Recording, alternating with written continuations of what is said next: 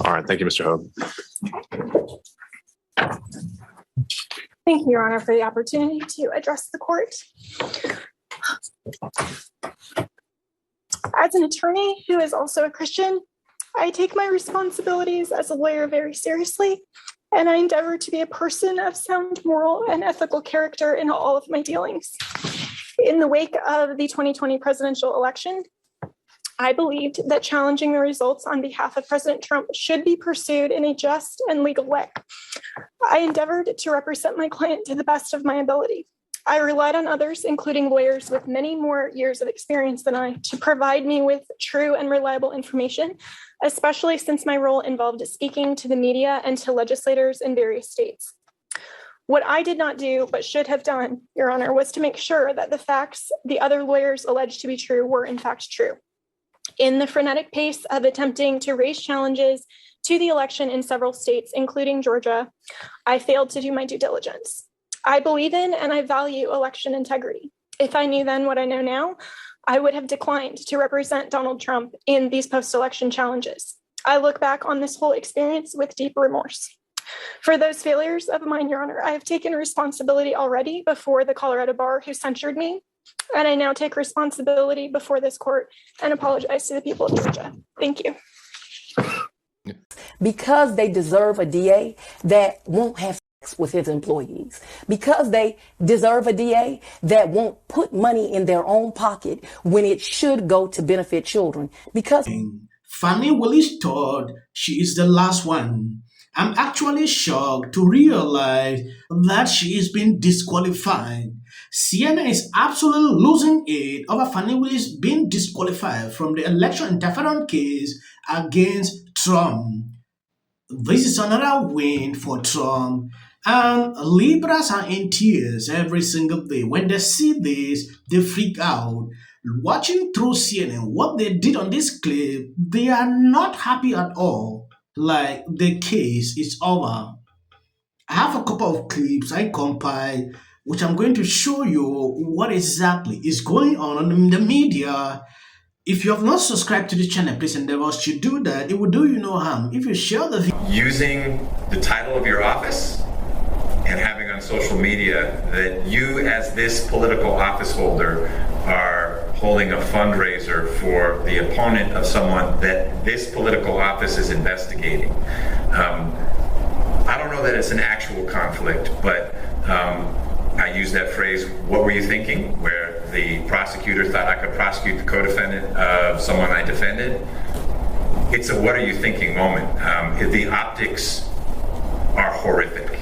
If you are trying to have the public believe that this is a nonpartisan, driven by the facts, and I'm not here to critique decisions, the decision was made, but if we are trying to maintain confidence that this investigation is pursuing facts in a nonpartisan sense, no matter who the district attorney is, we follow the evidence where it goes and ignore the fact that I hosted a fundraiser for the political opponent of someone I've just named a target. That strikes me as problematic, maybe not from an actual conflict level, but if we are at a cocktail party and people are asking, do you think that this is a fair and balanced approach to things? I do. Well, how do you explain this? How does one explain? I mean, that's the concern I'm working through, is that it's not a lowercase a appearance. It's like a capital A with flashy lights, fundraiser, district attorney for the political opponent of someone I've named the target of my investigation, where I'm the legal advisor to the grand jury, and I'm on national media almost nightly talking about this investigation. That's problematic. okay.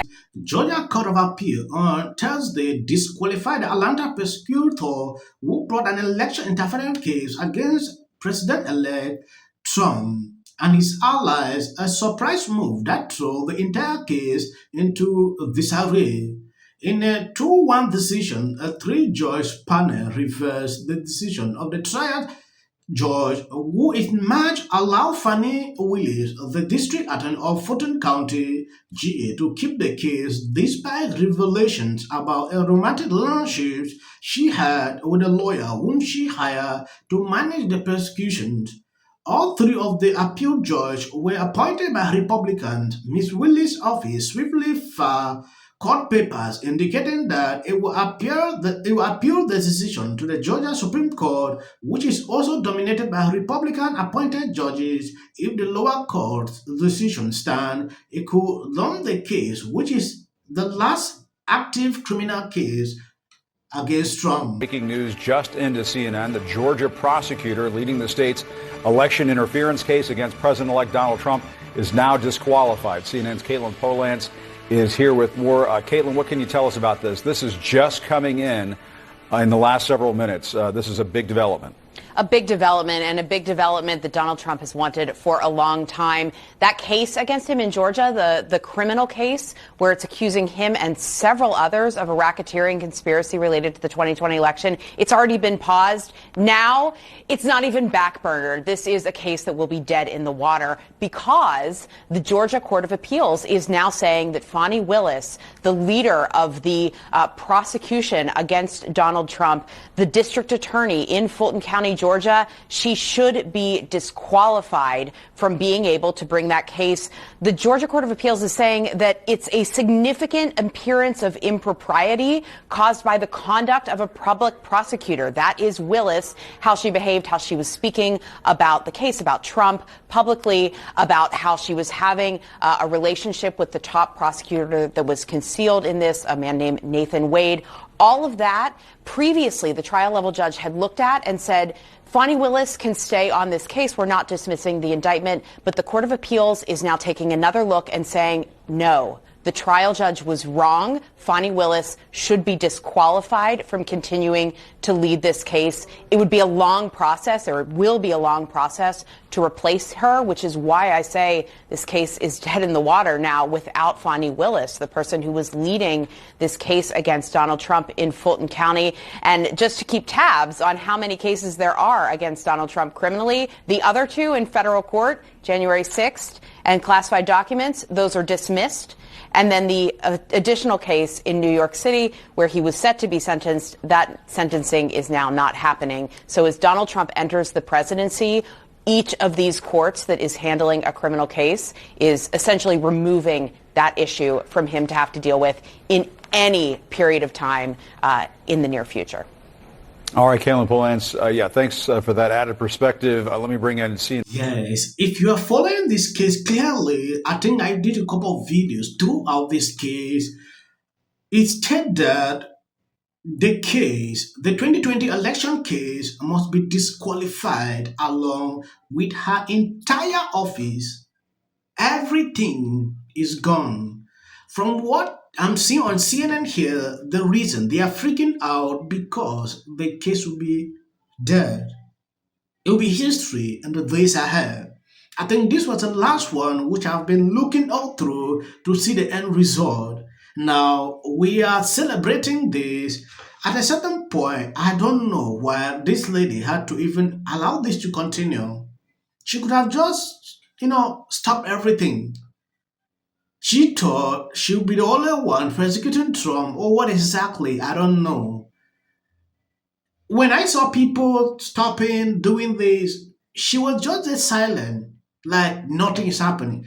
Okay, Joe, imagine that if she stopped this case along the way, this disqualification will not embarrass her this way. It's a kind of treason. Trump isn't one to let bygones be bygones. The thing that disturbs me is not just that. If you're seeing some videos behind my clips, please, I'm begging on you, that is just for the algorithm. You can stop here. You must not watch to the end. I usually like to pass this information, so if you understand why I'm doing so, it is for the algorithm. Sometimes they don't want to recommend videos, so we know the trick. Just, went like, how dare you? Do you even know what an audit is? And I'm like, women and so many men are theory that a lot of people seem to be coalescing around. They were too woke, insisting that people use the term Latinx. You have to say they. No, you have to do this. Stop with the virtue signaling. Step away from woke. Focus less on who is woke and more on who is broke. I'd never seen that. I saw so many liberals getting super excited every time Kamala had a new celebrity endorsement. But we all know for a fact, that these celebrity endorsements are not free. Oh, is it true that they paid you $1 million for the endorsement for Kamala? Not true. Now it's time to unite everybody. So, with that, I'm going to shake it off. Figure out a way to say thank you. That guy's name, he's such an absolute prick. I can't stand him. But anyway, Hey there. Not doing great. Terrible night last night. It was a terrible night. What will the rest of us be doing on day one?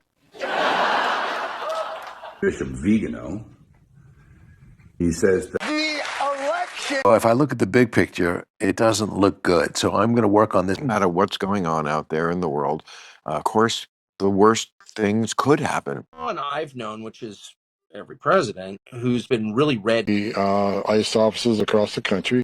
The news is right. Maybe they're civilian drone, maybe they're all legal. I just find it hard to believe. The other thing he said, when you're not allowed to have friends from the other side.